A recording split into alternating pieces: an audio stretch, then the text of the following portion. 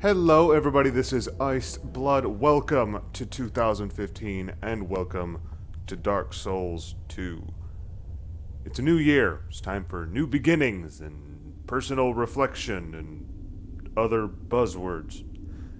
And for me, it also means time for undead abominations, because I'm easy to predict like that. Now, I know what you're thinking. Aside from why aren't you working on any of the projects you left dangling from last year, you're thinking, why start with a sequel? If you're familiar at all with the Souls games from Software, then you know that there are three of them.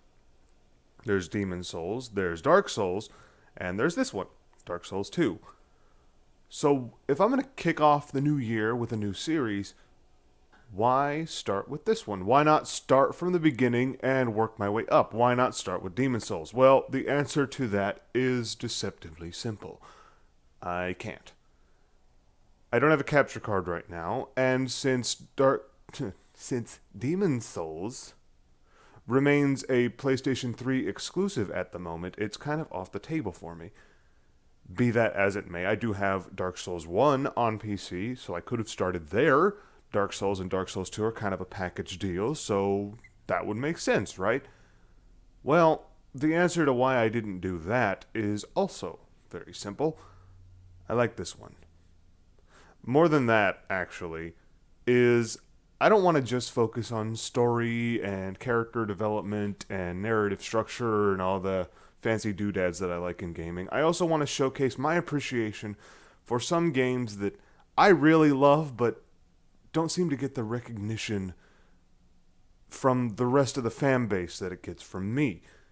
And this game fits the bill perfectly. There's one other that I'll be getting to soon, but for now we're focusing on this one because I love Dark Souls 2 just as much as its predecessors, and maybe you who are watching this, maybe you don't like this one as much as the others, or maybe you have no idea what the Souls games are about. Well, I submit that this game is a perfect starting point, because even though this is a sequel, it does have its own identity, and I'm going to show it to you right now. Well, not right now. There's a couple things that have to happen. It's got to check a bunch of things like this and all that. What? It's going to start soon with an introductory cutscene, like many games have.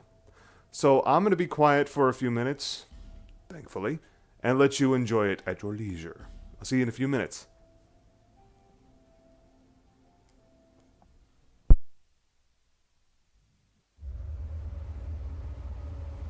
Perhaps you've seen it, maybe in a dream, a murky, forgotten land.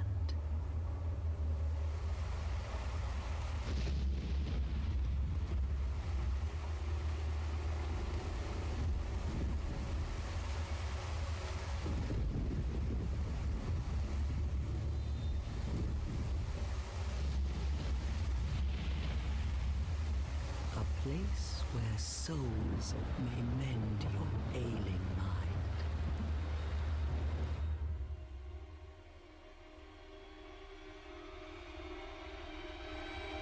You will lose everything once branded. The symbol of the curse. An augur of darkness. Your past, your future, your very light.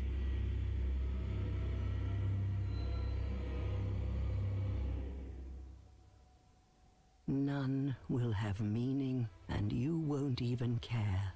By then, you'll be something other than human. A thing that feeds on souls, a hollow.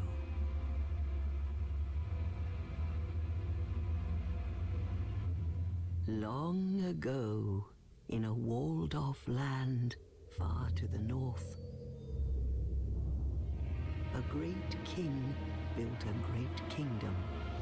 I believe they called it Drang Lake. Perhaps you're familiar. No, how could you be? But one day, will stand before its decrepit gate without really knowing why.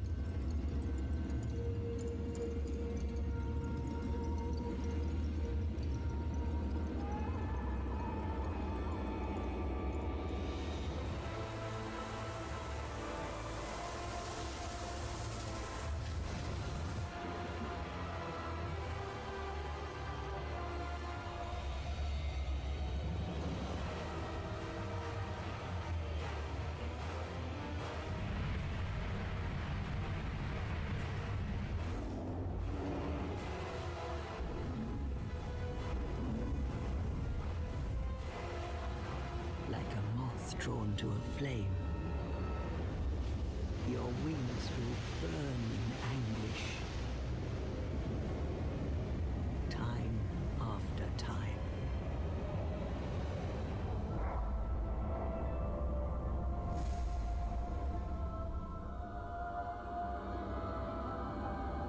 For that is your fate, the fate of the cursed.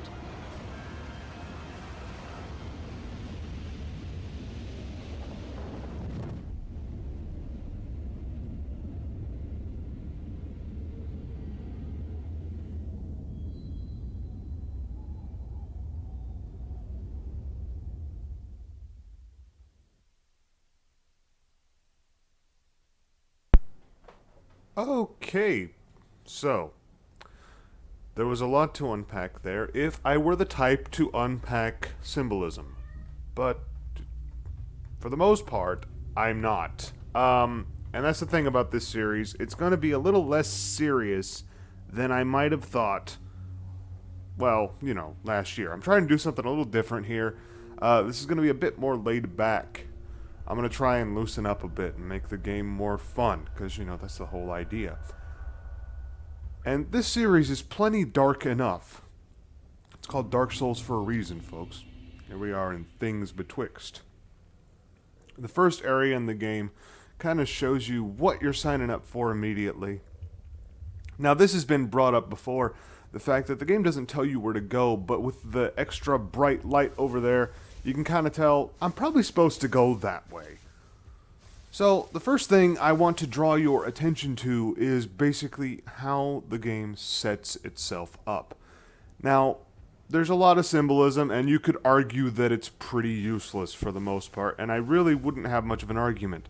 But it does set up the tone, and I think that's a really important thing to set up in a game like this. This is a very atmospheric horror game, and so you don't really need to set up the narrative so much as you need to set up the tone, the atmosphere, the shadows, the bleak nature of everything. There's no one else here. All there is a couple of light sources that kind of tell us we're probably supposed to go this way because we don't want to be in the dark for too long. That's it. That's all we've got. That's all we have to start ourselves off. We don't know who we are. We don't know our name. We don't know our purpose. All we know is that we're stuck somewhere after being changed somehow. Hopefully there's some answers behind this door. Let's take a look. Okay, I knew what was going to happen. I have played this game before, alright? I'm not going to try and pretend that this is blind. What seems to be the ruckus? Well, right now there's a truck outside and my cat's begging for attention, but other than that, The face of the curse. The face of the curse. So here we have that word again, the It's curse. an undead. Oh, we're undead, are we? Undead has come to play. We're a zombie? I like zombies. Okay. They all end up here. All the ones like you.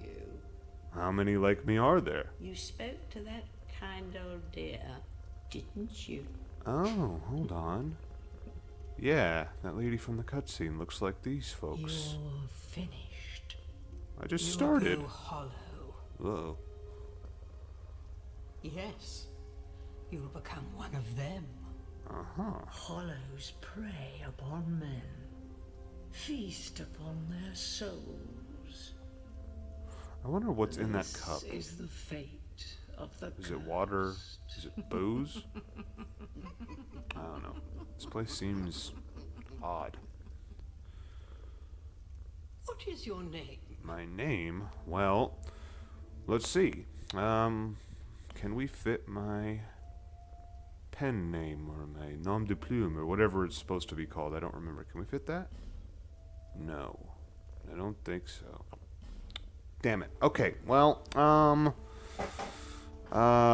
let's see. What else can we try?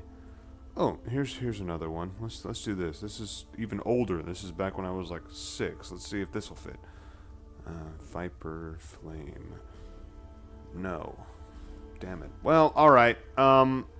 Normally I would probably put it like a character name and come up with this concept, but let's just...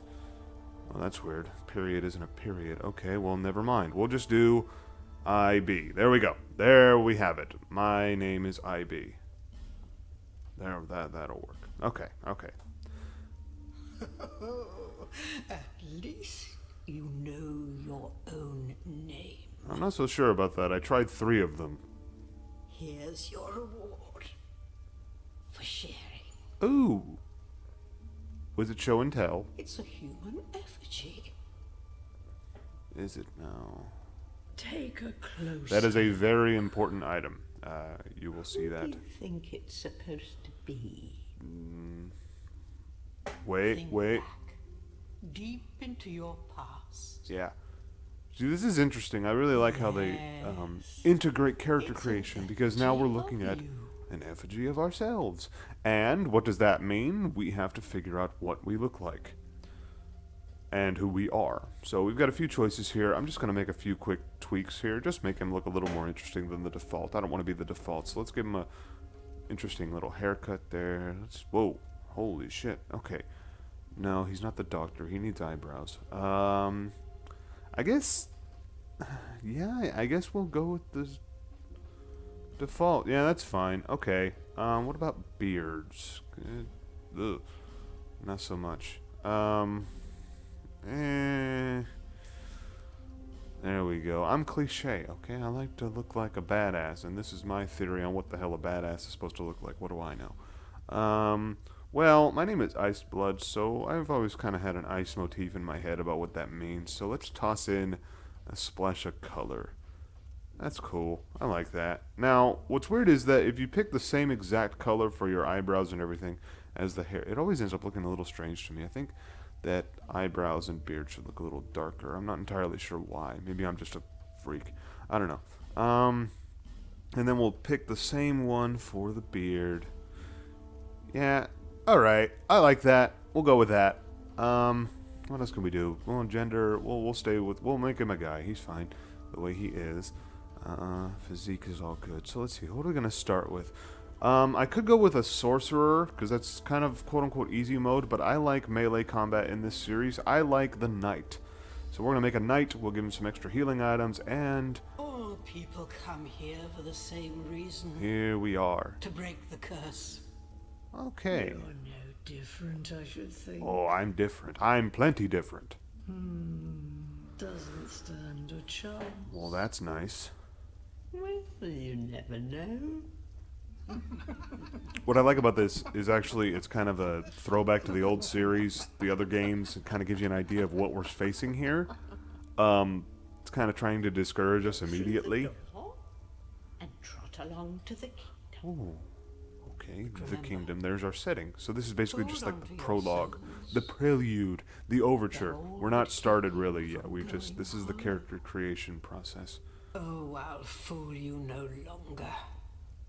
You lose your souls. All of them. Over and over again. That would be a lot more cryptic if I thought that was anything other than kind of a throwback to the fact that, yeah, we're probably gonna die a lot, especially since I decided to choose a melee build. Okay, so Dragon Talon, I believe that's a DLC item. DC item, yes. We're in the capital, folks. It's a DLC item. I have one of the DLCs right now. I'm planning on picking up the others because I want this to be a full playthrough. I want to go through everything in the game. At least a lot of it. Most of it. We're going to kill all the bosses. Let's put it that way. We're going to kill all the bosses. So we got that. I don't think there's really anything else in this house. There might be. But for now, what I think I'm going to do is just head on outside and get started. What else? Is that a...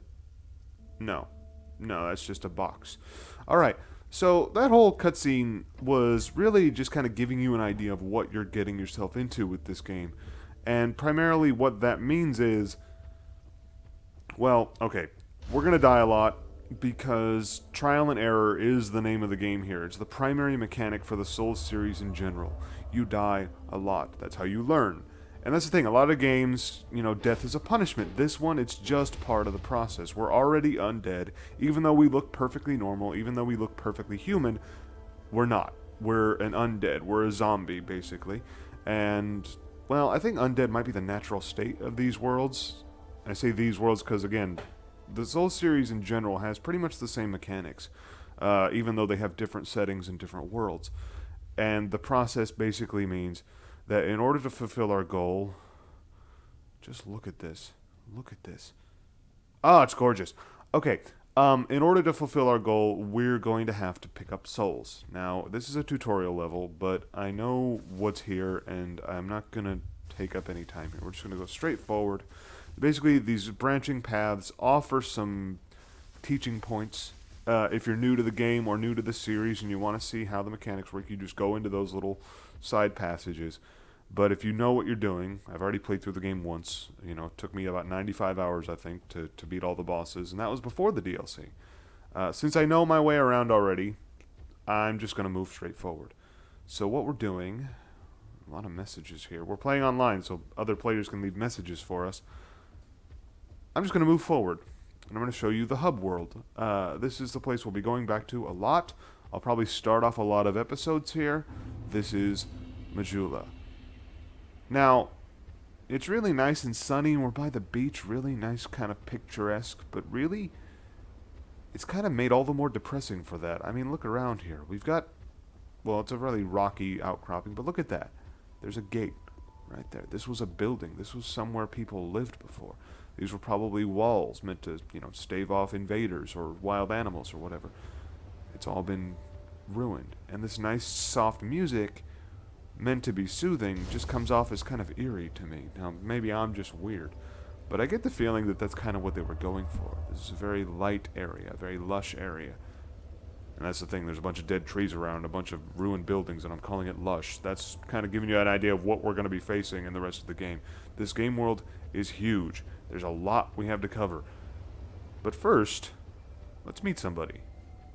Hello. Are you the next monarch? Or merely a pawn of fate? Huh. Bearer of the curse. I will remain by your side till this frail hope shatters. Now you'll notice, if you look closely, Take this with you. May it ease your journey. she's not moving her lips. And that's kind of a throwback. Again, the series is kind of known for that. Go on and see the king. So we got ourselves an Estus He who flask. made Drangleic what it once was. He who peered at the essence of the soul. Huh. King Vendrick. King Vendrick.